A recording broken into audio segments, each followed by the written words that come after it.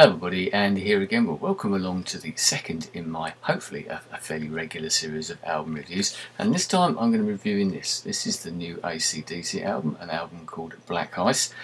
Just recently come out. I think it's their sort of 13th actual proper studio album. There's been a couple of other bits and pieces and a few other live albums that have come out as well. The band started, in case you're not aware, back in 1973, so they've been going for 35 years. Started off over there in Australia and then moved over to Britain in 1976 to sort of base themselves here, to hopefully sort of to burst out. And once again, another personal story. I actually saw them not long after they arrived in Britain in August of 1976 at the old Marquee Club down there in Wardour Street, and it was in 1976 in Britain. It was a really hot, long, hot summer, and you hear about these stories about places where the sweat's running down the walls. Well, on that night, believe me, the moisture was literally running down the walls. It was that hot, and it was a great gig. So I've sort of followed them sort of pretty much right away from that day, because they impressed me then, obviously at the time, and we're now back to pretty much the lineup that they had then, except for obviously the late lamented Bon Scott, the original vocalist who died in 1980. We've now got the original lineup: Angus Young on guitar, his brother Malcolm Young on guitar as well. Brian Johnson now doing the vocals, as he has done since 1980 in the Back in Black album. Cliff Williams playing the bass, and Phil Rudd on the drums. And so we're now back to the classic sort of lineup, if you want, since 1980. I've had a couple of changes, which I'll come on to a bit later on in the past. But this thing with AC/DC, they've been playing for 35 years, and this album, as with any other of their albums, I suppose, if you don't like AC/DC, you probably won't like this album. This is just a classic. It's a good AC/DC album, one of their better albums, especially from the later period. But you know what you're going to get. There's nothing new here. They're not going to win any converts from it, but they will please the regular fans, because, as I said, I think it's one of the best albums that they've done. I'll be perfectly honest, I've always preferred the sort of stuff that they did with Bon Scott prior to his death in 1980, but I do like this album. As I said, some of the other albums they've done are good as well, and this is up there with the best, certainly with the Brian Johnson era, and I know other people feel pretty much the same. Starts off with a great track called Rock and Roll Train, and there's several tracks with rock and roll in the title, so you know what you get in here. But it's a classic AC/DC song, and one of those ones that wouldn't actually be out of place on like a best of album if they were ever to do one. They probably won't. But as I said, you know what you're getting. The album does tail off a little bit towards the end, but they do change. I think there's 15 tracks on the album together, so that's not bad. You're getting a pretty good value, and they try to keep the cost of it down as well. One thing with this album, as with any other album, you have to buy this as a sort of a physical product.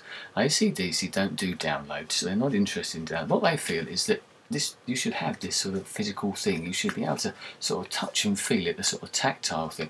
And as much as I'm a fan of downloading music, and I download plenty myself, I do know what they mean. There is something about having an album, like, especially hark back to the old vinyl days, but even now it's good to have the album. The only thing I would say with that is that the actual booklet that you get with it there's not a lot to it really. So if they really were caring about that, maybe they could have gone a bit more overboard maybe on the booklet, as you can't download it anyway. As I said, none of their albums are downloadable either. And another thing they don't do is that they don't do sort of best of albums and things like that, compilations, which is good. That's quite good.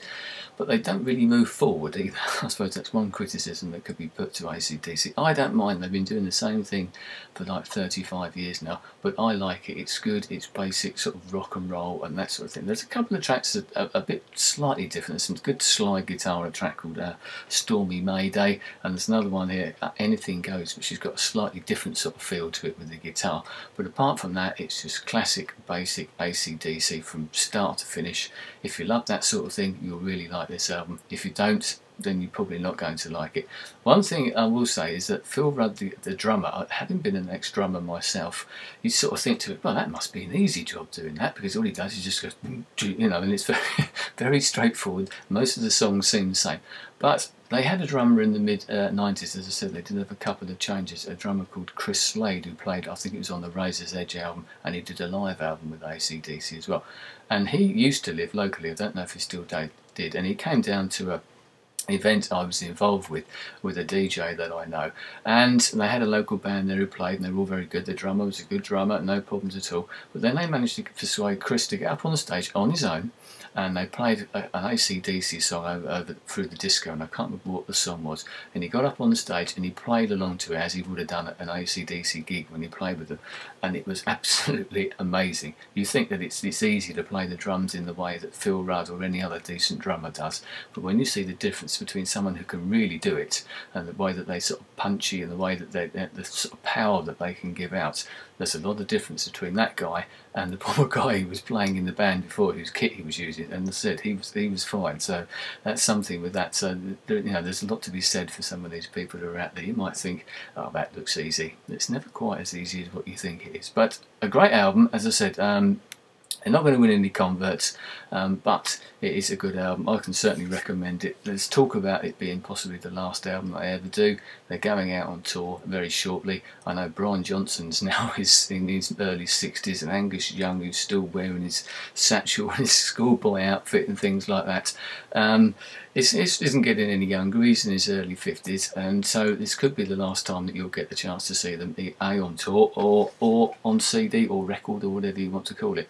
One thing I've always liked about this band, though, is the fact that they don't take themselves too seriously. I mean, you can't really if you've got a guy running around on the stage with a schoolboy's outfit on, can you? But they don't treat things too seriously. The lyrics are always a bit tongue-in-cheek and a bit cheeky, maybe, as well.